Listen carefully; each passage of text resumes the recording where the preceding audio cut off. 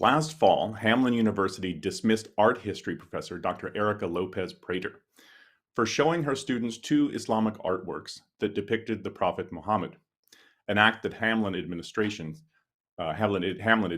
branded as Islamophobic. According to Hamline University President Fenice Miller, respect for observant Muslims in that classroom should have superseded academic freedom. But under sustained pressure from national criticism, and after the public announcement of a lawsuit by the dismissed professor, the university administrators decided to walk back its use of the term Islamophobic in this case. But questions linger. Did anything change? Has anything actually changed at Hamline in terms of their perspective on professorial discretion, academic freedom, and so on? Should academics purge their courses of content that might be offensive or trigger negative emotions from their students? Does the charge of Islamophobia even make sense? And is it right to frame the controversy at Hamline as one over academic freedom versus protecting students or protecting their religious beliefs? So welcome to New Ideal Live, the podcast of the Ayn Rand Institute. I'm Aaron Smith, a fellow and instructor at ARI. With me today is ARI Senior Fellow Onkar Ghate. Welcome, Onkar. Hi, Aaron. So I think I want to start out by just reviewing some of the facts of the case that have been reported so far, in case people, have not been following it. So what happened over at Hamline? So I went to Hamline University. That's where I got my undergraduate degree in philosophy. Is one of the reasons why I wanted to join you on this podcast.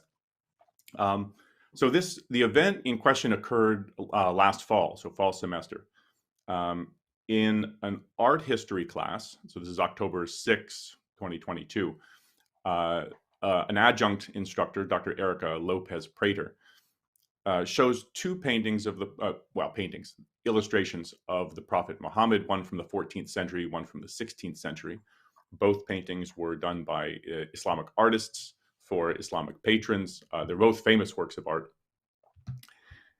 And knowing that, showing images of the Prophet, even, very religiously respectful ones,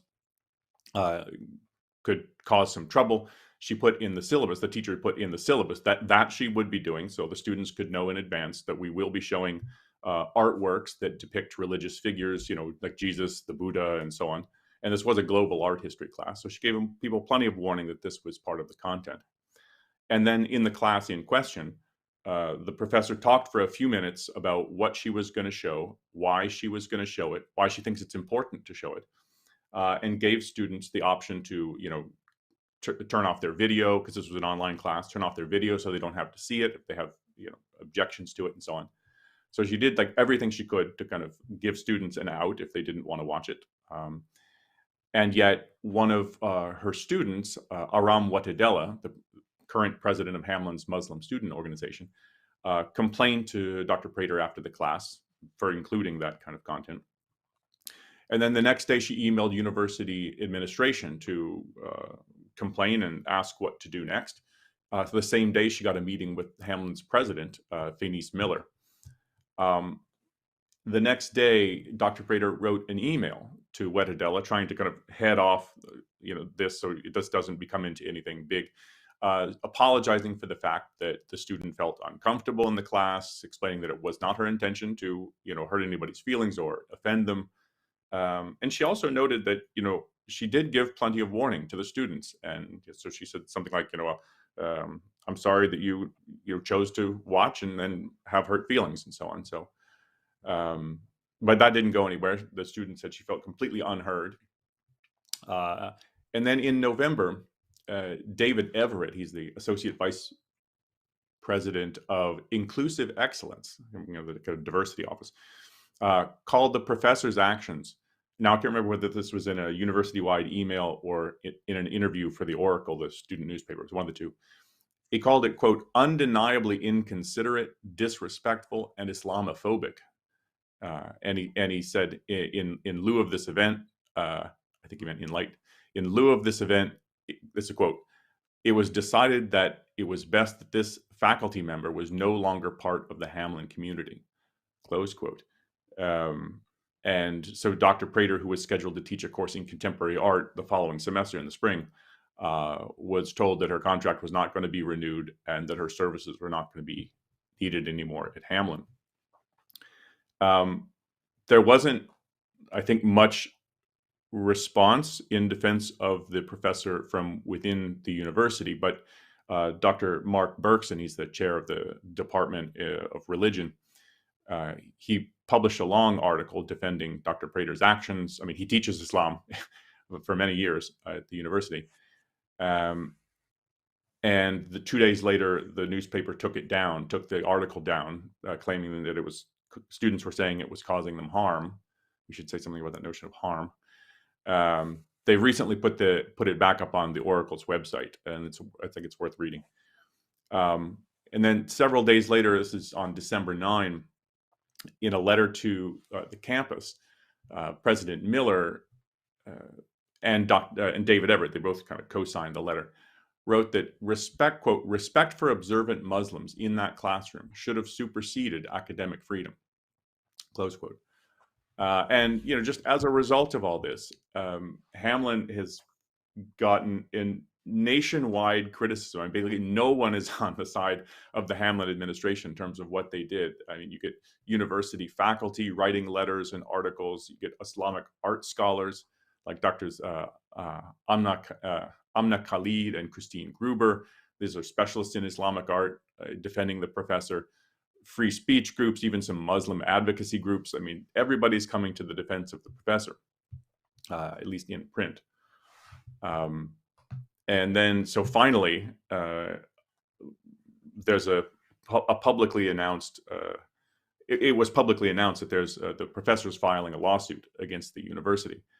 So on January 17, Hamline University backed off from the charge of Islamophobia, saying that their use of the term was flawed, not perfect. And in a statement, President Miller says that, it was kind of, she says, quote, sometimes we misstep, we are learning, words were used. Our use of the term Islamophobic was flawed, in very sort of weak kind of language, like everybody makes mistakes, stuff happens. It's a global problem. Without really, I think, taking real responsibility, I think, for what happened. Because what you'd like to hear them say is, yeah, we didn't investigate anything. And we threw a professor under the bus. There's no apology. Anyway, so this is roughly this is the kind of rough timeline of what happened. Anything you want to add to that? Yeah, just two things about that chronology and what Hamline then published in January, and they've had three. First saying, yeah, we did what's right. Then our board of trustees are wondering if we did what's right. And then it's, maybe we made some mistakes. But yeah, it's very weaselly in what the mistakes are. And just to reinforce how weaselly it is, so you put in the timeline. So in November, an official of the university, as you said, he's vice president of Inclusive Excellent, is telling the university, which means, and he's telling the faculty, students, he's telling the university that, as you quoted, it was decided it was best that this faculty member was no longer part of the Hamline community. So he's clearly telling them, we've not renewed her to teach more because of this incident.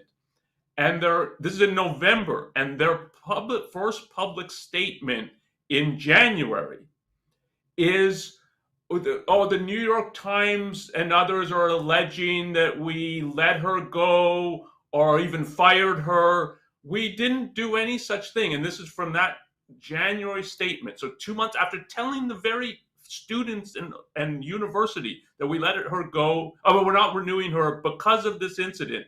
It was put in this January 11th statement. So after saying, don't say that we fired her, it's this decision not to offer her another class was made at the unit level and in no way reflects on her ability to adequately teach the class. close quote.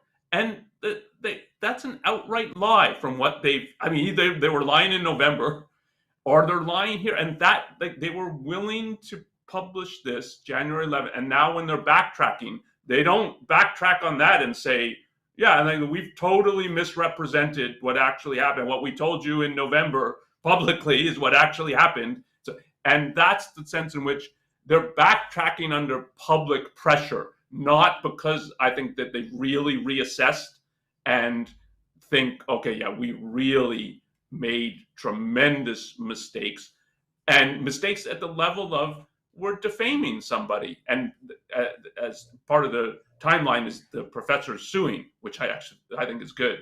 And part of the lawsuit is there's defamation here.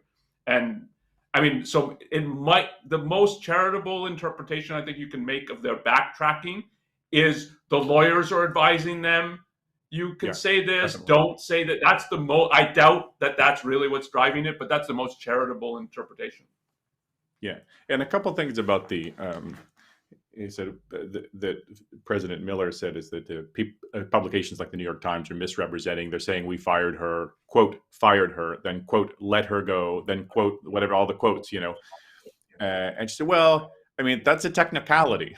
So she's like, she's an adjunct, so she's not exactly, full faculty. And that's what's weaselly about it. It's you dismissed her for these reasons, and you had an administration official of the university, presumably speaking for the university, claiming that this is what we did as a result of it. And then when you said, they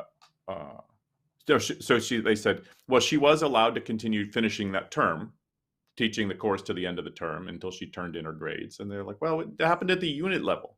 Well, what is that supposed to mean? Who cares if it's at the unit level or non-unit level? And then it doesn't represent our view about her ability to adequately teach the class. Well, you don't have to say she can't adequately teach a class. I mean, they're not saying we didn't get rid of her because of what she did in class. So it's all the language is weaselly. Yeah. And then the thing about when President Miller said, respect for observant Muslims in that classroom should have superseded academic freedom, and she puts this like in print in public, and then she says, nothing we said should be characterized as our intent to say something should supersede academic. It's an exact opposite of what she said, right. And we never intended. That's why it's kind of lawyers have to be probably likely telling them something. I can't imagine anything has really changed about their perspective on these issues. And yeah, one of the things I think I was going to say that's part of the significance of the episode and why it's getting, I think, rightly wide coverage. And that coverage includes not even just in the US, it's getting coverage in other places as well. And that's because it's symptomatic of university, I think particularly university administration. And there's a worry that this is it's to say it's a symptom, it's going to be more and more like this, the environment on university campuses. And the better professor, or even like half decent, I think are worried about that. Yeah, and I think, and so there was a question is like, does the sort of outpouring of support for that professor indicate some kind of cultural change, some kind of change in the way people invested in this, faculty and universities and so on, view placing something above a teacher's ability to teach in the classroom?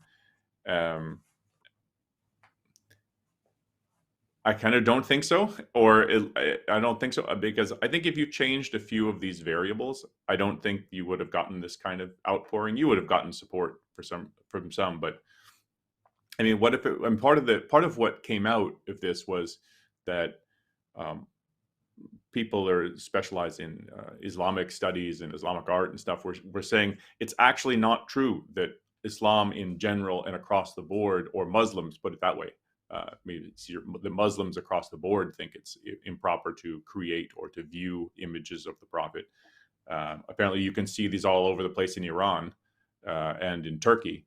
You can buy postcards of Mohammed on the streets, and just it's kind of not. I mean, maybe some people look down on it, but still, it's a real phenomenon.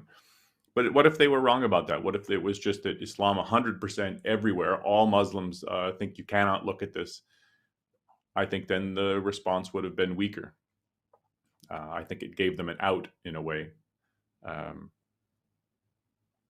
And also, it's that the images that were shown were meant to glorify the Prophet. I mean, they were respectful images. I mean, if the teacher had shown like Charlie Hebdo or something critical, I think the response would have been completely different. It would have been probably the opposite of this.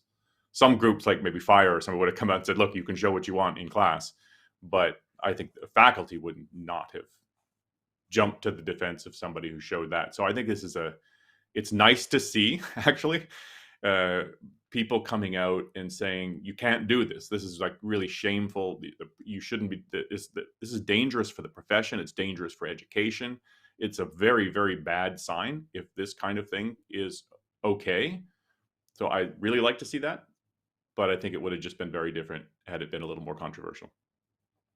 Yeah, I think that's right. And I think that there's been a response on the part of faculty. And I think it's notable that this is faculty outside of Hamline. The Hamline faculty, with the exception of the professor in religious studies, seems to basically have caved. So the allegations in the lawsuit are that there was a university-wide email that went, I think it was an email that went out saying, don't engage with this, and sort of at least implying, don't engage with Prater, and that almost all the faculty did that, and people she was communicating with before and who expressed, yeah, you didn't do anything wrong, but maybe still apologize to the student, but what you did in class was good educationally, and we get good feedback from students about your class and so on. This was there was a verbal agreement, the allegation is, that she was going to teach something in the spring, and in part because she's doing well. So, and that when this communication went out, it's like she's persona non grata, and people shouldn't interact with her. And it seemed like almost, I mean, if the allegations are true, that's what the faculty did. But faculty at other universities are responding to this. And I think, going to what you were saying, that if the situation had been a bit different, it wasn't that this is teaching history and it's history that's showing Islam in a good light, and the response would have been different. And I think, unfortunately, having seen what in a number of these episodes, when they happen, what the faculty at the university does and how cowardly they are, that there's an element where it's, look, we've been towing the line. We put in trigger warnings. We tell students, I find, I mean, as a teacher of philosophy, when I looked at okay, it's one thing on the syllabus to be saying, okay, this is a global art thing. A global art history class. We're going to be looking at a lot of different images. There'll be images of the Buddha. And so, okay, you can put that in. It gives them some, okay, this is what I'm getting into. But the idea that you have for when you show anything that could be controversial to someone, that you have a 2-minute, or I think it's reported as a 2-minute plus about, this, you might find this. How could you conduct a philosophy class which is all the time challenging conventional wisdom, ideas students might hold, and so on? Okay, now we're going to get to something that Hume says that, he's really against religion, so you might find this offensive if you're to do this. The assignment's optional.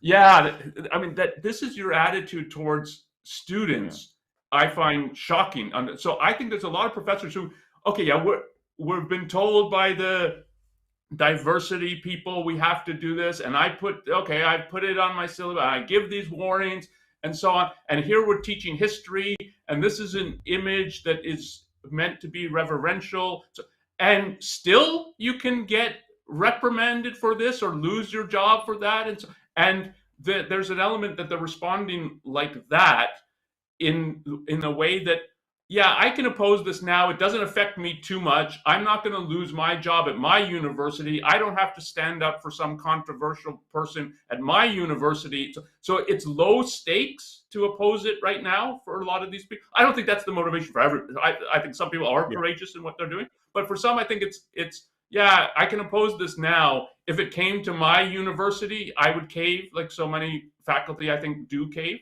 and faculty at Hamline caved. So I think there's an element like that. It's like we're doing everything you tell us, and you still gonna come after us if one student objects to the trigger warning wasn't good enough, or I don't care about trigger warnings, which what it seemed like in this case. Then it's oh yeah, okay, and then the administration will just side with the student, not even talk to the faculty member, and and I think part of what they get is, yeah, this is what our administration is more and more like. Yeah. And so I can imagine this happening at our university and so on. And I think that's part Yeah. of the response. And I think a heavy element to this is the growth and the sort of installation of these diversity offices, diversity, inclusion, equity, and so on in universities. That they now have a whole set of criteria that they have to follow, which are too, well, I was going to say too vague. I mean, it's true that they're too vague, but I think it's worse than that. But it's how are they supposed to follow this? I mean, they have they have a statement of civility for their website. What did I do with that? And where they say, you know, we completely respect academic freedom. You're going to be exposed to a broad range of ideas, some of which you'll find, you know, I don't know, offensive or challenging, but we explore them anyway. You know, I mean, if I show some images, context, you could say, well, it was respectful to tell them in advance that some of this you might find distressing, and just FYI. Is that respectful? Or is it not respectable if you show it anyway? Even telling them they could turn off their cameras, is that not respectful? And it's like, if somebody's hurt and complains they suffered harm, in other words, hurt feelings, I mean, that shouldn't count as harm. But if they can be thrown under the bus by the administration like this for falling afoul of this thing, I think everybody should be worried. And particularly, I mean, if you're going to have a diversity office, shouldn't it help students navigate the fact that there is diversity on campus? I mean, in other words, there are different ideas, different worldviews. Not everybody holds the view you do. So if a student came to a rational diversity office, and it's like, well, you'd help them think, well, not everyone holds the views you do. Some of the things that you find sacrilegious, or the people around you, or many people perhaps, many other people don't.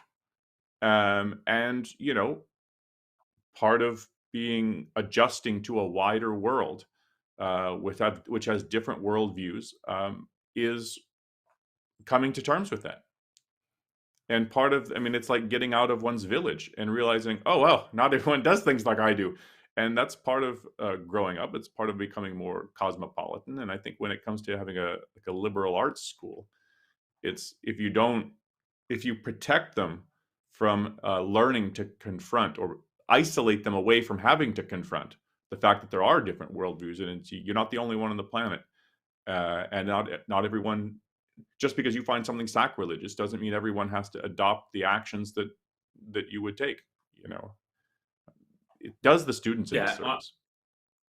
Yeah, on any legitimate, rational conception of respect, of what it means for professors at a university to respect students, this is one of the most disrespectful things that you can do. So and part of what's come out, and part of what's good about this episode, is that there's been some Muslim groups saying that these people, so a student like this, and she was, as you said at the outset, she's head of the Muslim Student Association. And she's a senior. Right? It's not her first year in college. And CARE has supported her. So there's certainly been Muslim groups that are supporting this kind of thing, but there have been some that are opposing it. And part of their opposition is these people don't get to speak for every Muslim. It is not true the way that they portray that they're the one voice. Everybody thinks exactly the way that they think, Everybody has exactly the same religious taboos that they have. So that's part of what they're opposing. And for the university, basically without any investigation, any thought, I think it when you read about what happened, it's pretty close to there's no thought involved. We've got a student who fits into the so-called marginalized that our diversity, equity, inclusion people should be obsessively focused on, is complaining that she's upset that one of her religious taboos has been violated, and everybody has to succumb and obey to that, including all the students. So you can't have a class now that will show some of this significant art or that's significant in the Islamic world, in Islamic history. You can't show this because you've got one student who's has a certain view about Islam and says she's upset. Whether she was or not is, I think, a real question. And now that's going to govern everybody. And the idea that you can't question, but like maybe this isn't even true, that it's everybody in Islam as a Muslim thinks this, that this religious taboo, well, does it have any good grounds for it? And to then ask more widely that you would ask in a philosophy class, well, does religion as such have any good grounds for it? So all these questions, you can't ask these questions because you've got one person who's upset. And this is part of it. It's the kind of the manufacturing of grievances. It's that you find the person who's behaving sort of the most irrationally, who's militantly religious.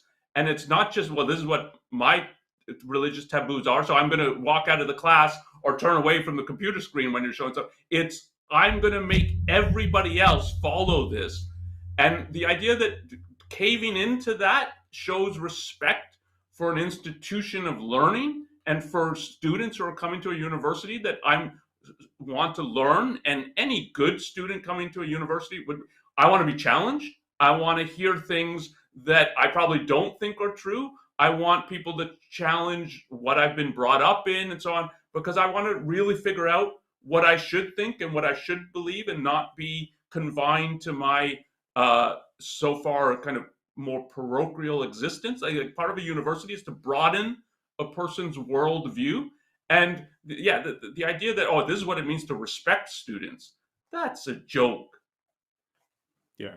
And part of what triggered me about this whole thing was it's not just that they're catering to one student's views, they're catering to an irrational view. It's some kind of a irrational religious taboo. And that's what we have to then place on a pedestal that can't get challenged. It's not even just a different view. And it's such a concession to the irrational, I think. And then when you think about when you think about it in its contemporary context, this is a version of Islam. Some of the commentators will put it as this is the conservatism axis in Islam, but I would put it's the militant version that comes out of Saudi Arabia, Iran as well, that wants to impose their religious view on everybody. So it's totalitizing in that kind of way. It's a threat to more peaceful, middle of the road Muslims in the Middle East. And I mean, there's plenty of history to show that in the last decades. And the idea that that's part of it, when you put it's caving to the irrational. That's who you're caving into when you cave into the student or care. And if you watch some of of their press conference and read some of what allegedly happened in some of the university meetings to quote discuss this thing, where the professors being compared to racist and things like that. That's who you're giving power to, and that's the way in which it's a caving to like a real irrationality. Yeah. And then of course there's this charge of Islamophobia. So this, I think, first of all, well, we should say something about that concept. But I mean, just as it's thrown around, to charge this professor with that smear, I would say, is, I think everyone regards this, and I think rightly, is ridiculous. There's nothing bigoted about her approach. There was nothing that was not sensitive. There's no evidence of any sort of hatred coming out of this. I mean, I've seen the artwork. The artworks are interesting. I mean, these are perfectly worth seeing. The primary sources, from, I guess what you call it, medieval art. The idea that this is stemming from some sort of motive of hatred or bigotry or something is crazy, and people realize it. And then the executive director of CARE, the Minnesota chapter, said, well, it can be Islamophobic without intent. Well, so then it's just anything that offends somebody's sensibilities then is going to get labeled with that smear. I mean, what's that supposed to mean anyway? Is it they're scared of Muslims? Is it they're critical of Islam? Can you have hate speech to an ideology? There's something really deeply wrong with that concept, because it seems to lump together bigotry on the one hand, hatred, that's not the same thing, criticism, that's definitely not the same thing, and all into one sort of package, and then you just sort of smear someone. So it's, if somebody's critical of Islam or thinks, yeah, I think, if you said, I think Islam should be criticized, I think it should be even ridiculed. If you said something like that, is that coming from hatred? Is it a bigoted view? Is it just criticism? Yeah, I think there's a real problem with the usage of that concept.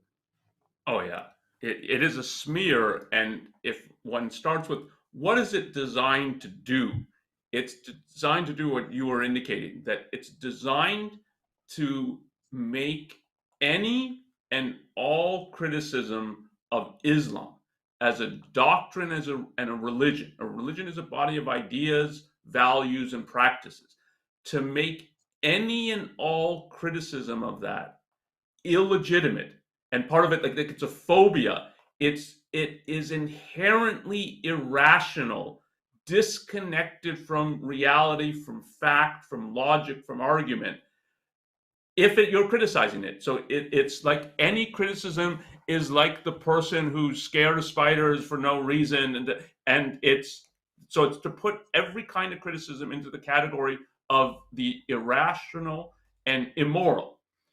And but don't accuse me of being irrational or immoral, so I'll stop saying anything critical about Islam, because I dare not be branded Islamophobic, which brands me as irrational and immoral. And part of what it plays upon is, it's true that if you haven't, it plays upon, for instance, racism. So it's true that if you have an evaluation based on the color of a person's skin, it's inherently irrational. That is, I mean, and certainly from what we know today. So any modern person who thinks, well, blacks are bad because they have black skin, or Arabs. So this is part of what it's blending together Arabs and Muslims. So anyone Arab looking is irrational because they look Arab. It's inherently irrational to engage in that kind of judgment. But to judge somebody based on the ideas, values, and practices that they engage in, precisely because those are chosen and they're significant, what a person does. So if you don't like communists, you can't brand it, oh, you're communist phobia or phobic or something like that. If you have good reasons for thinking, look, I think communism is wrong, I think there's a lot of irrationality involved in it, I think part of what's involved in it is a hatred for productive people. That's captured by Marx's slogan, from each according to his ability, to each according to his need. It's a slogan designed to bleed the productive. If you have that kind of view of this is what communism is, and that anybody who's really preaching this and understands what they're preaching, so there's something irrational and immoral in regard to that.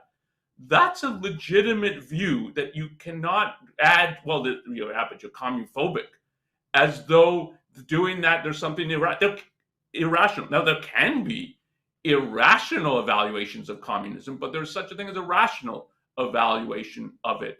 And that's true for Islam and more broadly for other religions, Christianity, Judaism. You might think that, as I do, that Christianity is inherently irrational. I think it's designed to be irrational when you think of its history and its response to the Greek and Roman world. And that you have an evaluation of that. You can have rational grounds for that evaluation. And it's subject to evaluation precisely because it's chosen. And this is trying to make something that's chosen, that is what religion you think is correct and you're going to practice and so on, as no, it's equivalent to the unchosen, and you're inherently irrational if you have any negative views and express any negative views about the doctrine. And that's the way it's trying to isolate it from all criticism. So it's a very corrupt concept. And the other thing is that, why is it that religions get this kind of protection and not other ideologies? So I'm an objectivist. I've had professors say things that were openly and deliberately insulting about it. I don't know. I mean, they're entitled to their views. I don't share them, but I don't run to the diversity office. But even if I did, unless somebody was singling out to me personally insulting me, like you are an idiot or something, yeah, then they wouldn't look kindly on that. But nobody get fired. But if you're a Hegelian or a Platonist, you can't claim that kind of protected status. But if it's a religious view, then somehow everybody has to treat it with some kind of ultimate respect, which I think is back to the point about it's not just sensitivity; it's sensitivity to certain specific irrational perspectives. And that's what's being placed above a rational education. So they get that special status. And I think partly Islam gets even more special status because of just how militant they've. As they would put it, how marginalized they supposedly are. But as I would put it, it's because it's openly irrational. So it's more when you get the kind of Islamic viewpoint that dominates in Saudi Arabia's leadership or dominates in Iran's leadership. It's openly irrational, defying the West, defying reason, and that's part of what gives it standing in the mind of these diversity, equity, inclusion people. And if as you said, if you went into them and said, look, the professor made these remarks about Ayn Rand and objectivism, and even if they're not personally directive, they're just like, yeah, the people interested in this, they're sort of childish, and if they grow up, they'll abandon it. I mean, we've both heard that multiple times. And to them, it was, oh no, but this is in the sphere of argument and so on.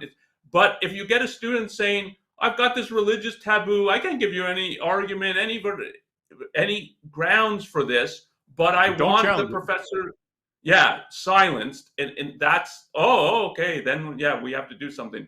And that's the way in which it's privileging and elevating the irrational.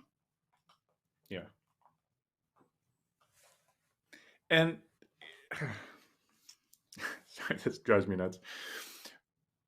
It's such a disservice. We've said this, but it's worth resaying. It's such a disservice to the students, and not just the complainer, but the rest of the students. I mean, I've taught philosophy in university where they're religiously they're very diverse.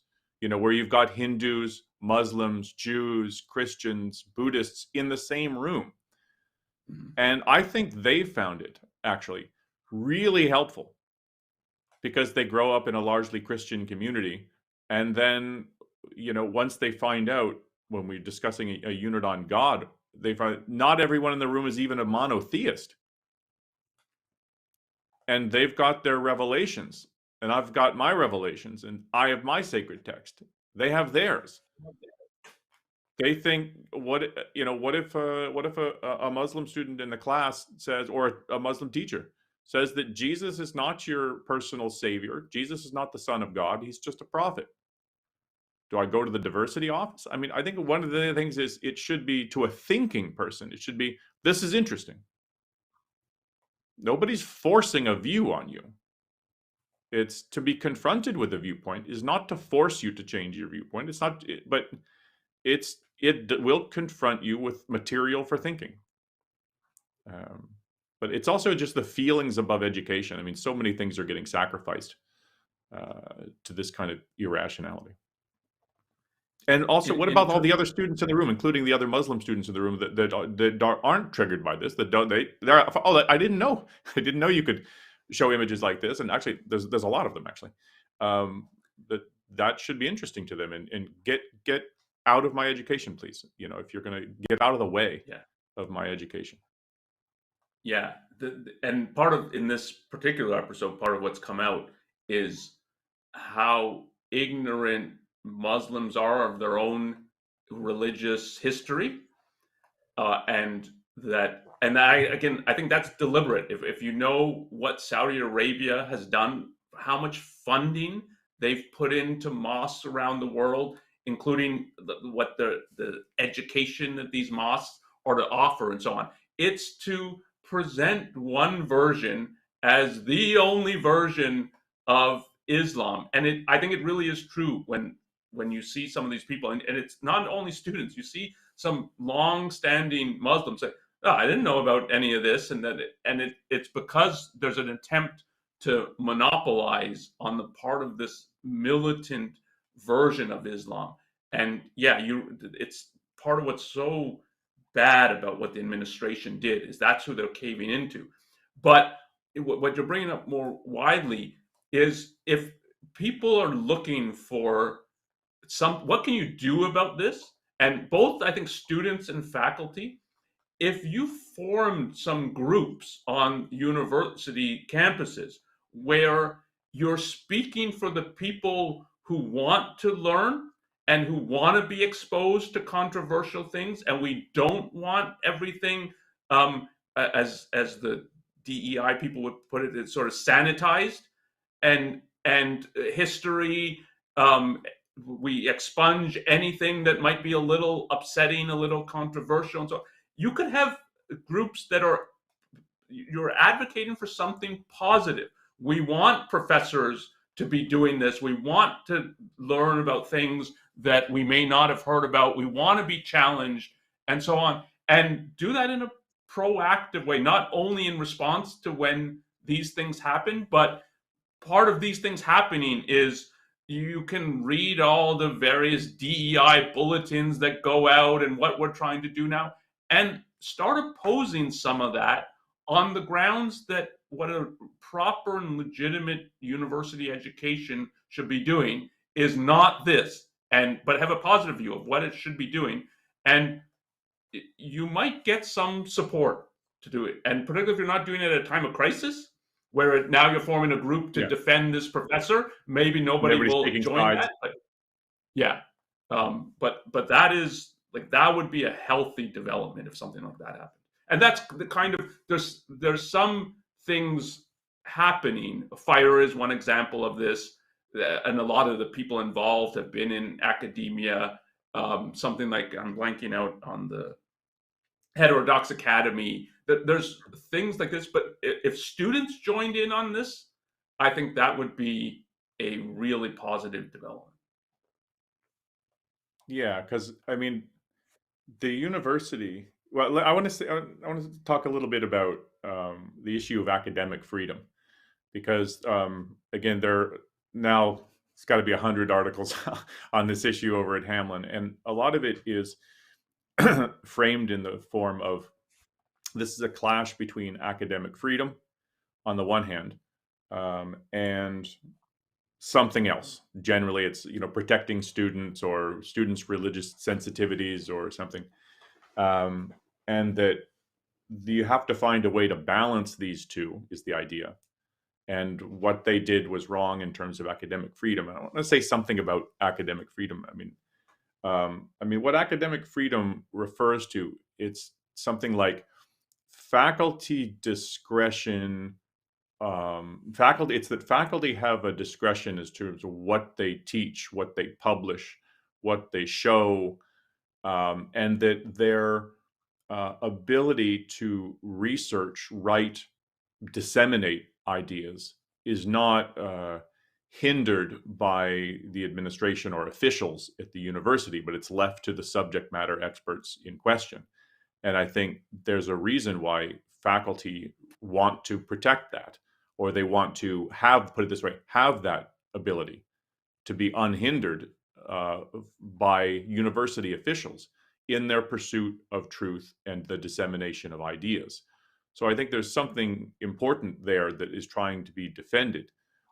There's a question about how to think about that concept, academic freedom, and what it amounts to when you have universities. They're businesses in effect, so they have to decide on policies for what kind of latitude do we give our faculty when it comes to teaching, disseminating ideas, and so on. Are there certain restrictions that we want to put in or put in place? How do you deal with sensitive issues? From an organization-wide perspective, if you're thinking about that as an administrator, and you should think about that as an administrator, like, how do we face these issues? Because they're going to come up. What do we do when we think a teacher's teaching something that's either openly irrational or hateful in some way? And as an administrator, you have to deal with that. You have to think, well, what our stance should be. So they have to make those kinds of decisions. But I think there are confusions that can be generated by putting it as a freedom. Yeah, there's huge confusions, and particularly in the context of the US and the way that this is used, and the so-called concept of academic freedom.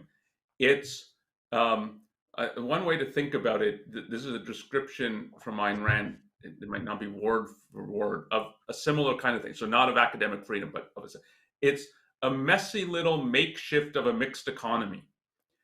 And that, I think, is the way to think about it, because the reason it arises as a political issue, not just, well, this is how a particular university is deciding to operate, but that there's something going wrong politically, some interference with rights, is that universities and colleges in America, I think pretty much across the board, can no longer be regarded as private. So obviously there's some that are just explicitly public. They're government-run, government-financed institutions.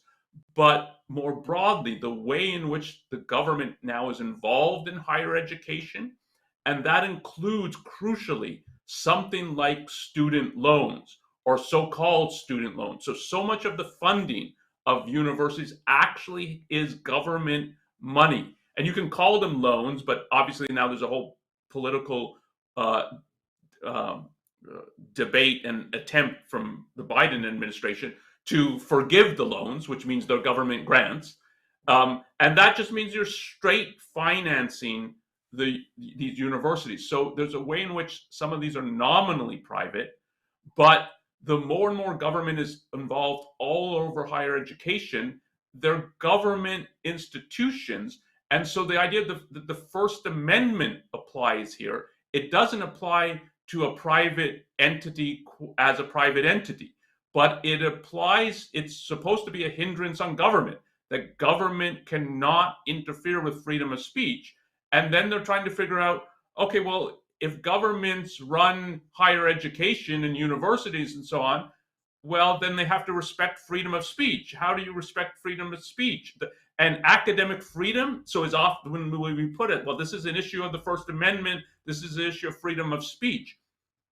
But the inescapable fact is, once the government takes it over, There is no such thing as freedom of speech. Freedom of speech pertains to private citizens and organizations and means the government should be hands off in regard to them. But once it's got the hands all over it, what does it mean to say, well, now be hands off?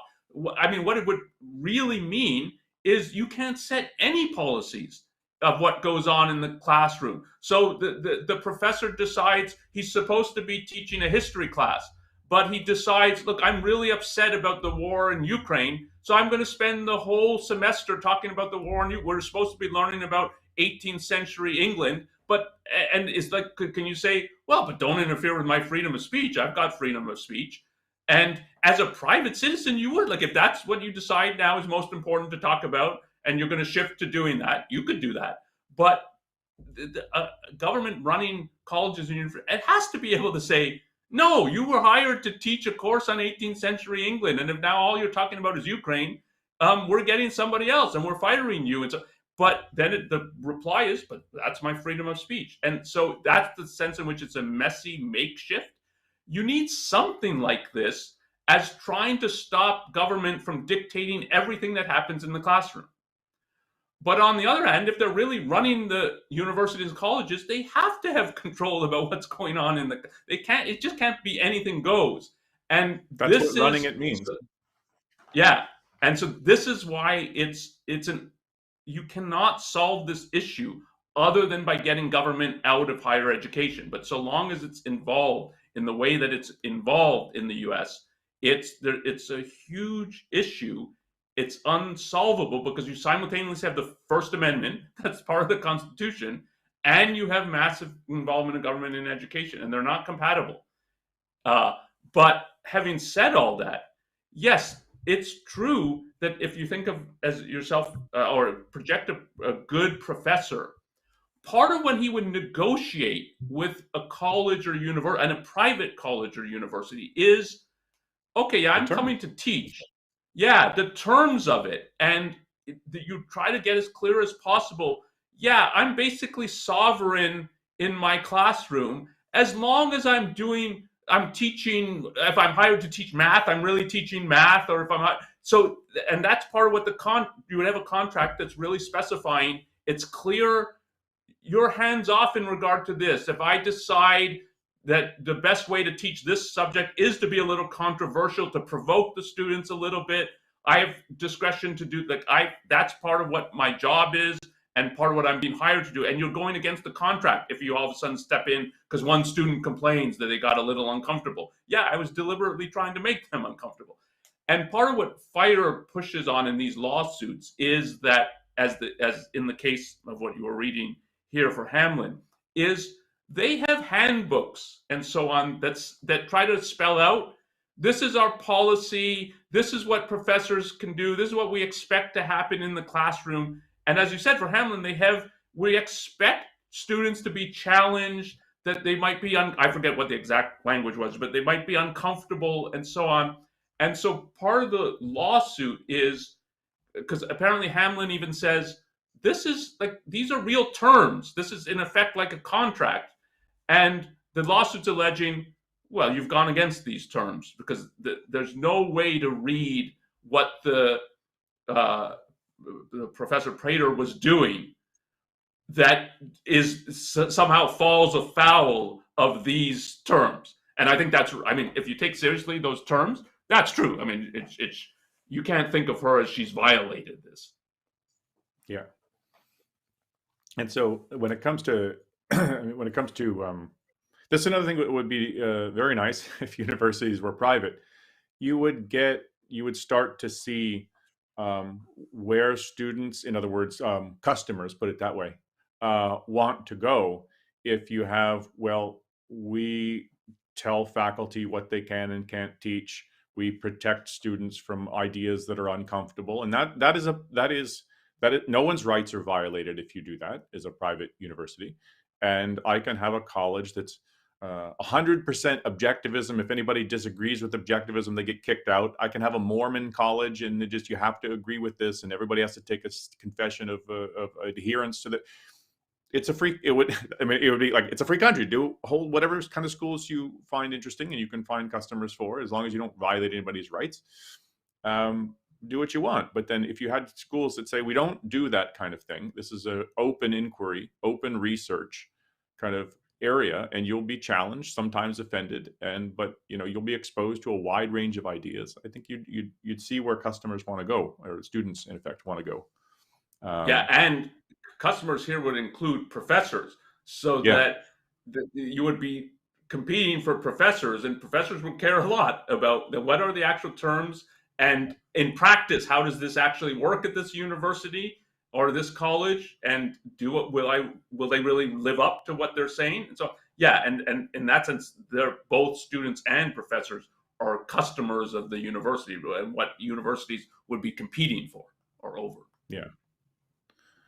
And professors, I think by and large, they do care about this, but I think they need to stand up more for these kinds of things. But I think it's very hard partly because you said like the government involvement in this.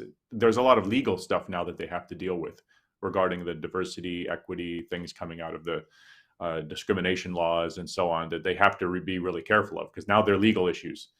Because now I can be said, I mean, is the teacher now guilty of discrimination? And they have to be careful about a lot of this stuff. So it's kind of hard. But nonetheless, I think they should be more open about defending these kinds of things. Yeah, and unfortunately, so there's the legal side.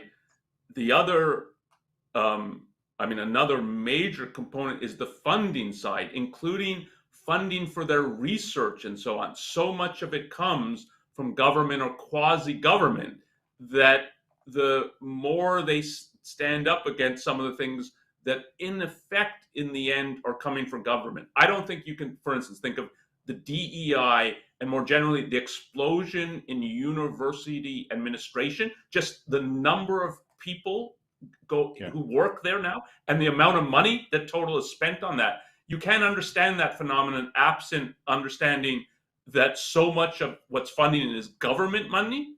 So that they also worry about like, well, my funding and dry up or be significantly curtailed because I'm speaking up. And that's one of the reasons.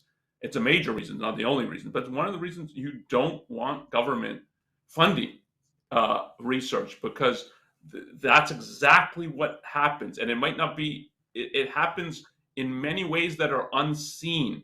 So when they talk about a climate of self-censorship, it's, yeah, I don't know if this will get me in trouble or not, but it's safer that I don't do this and I don't speak out. I don't know if this will jeopardize my funding, but I don't want to find out if it will. So I won't say anything. And it's very hard to see that happening, because what you're seeing is sort of inaction. But one has to understand it as part of the whole causal situation here. Yeah. Okay, I think we should probably wrap up. We got like only a minute or two left. So I want to share some resources, a couple of resources, just if people want to kind of catch up or on some of the details of the event and some of the kind of blowback that Hamline is getting. There are a couple of articles that came out in the New York Times, one earlier, one later, that capture a lot of the material there and have links to, further documentation. And also a couple of the articles that focused on Islamic art and how that is viewed in Islam and through the Muslim world. So there's an article by Dr. Amna Khalid, and there's another one by Dr. Christine Gruber. Both of these are like Islamic art experts. I want to say is that we have a show next week. We always announce the next episode. The next episode is going to be, it's called The Reign of the Arbitrary, about the pandemic. And this is going to be with Dr. Amish Adalja, Nikos Sotirakopoulos, and Mike Mazza. That'll take place on Tuesday, January 24 at noon Pacific, so our regular time of day. Please go ahead and remember to send us your questions for future Q&A episodes. We do these almost once a month now.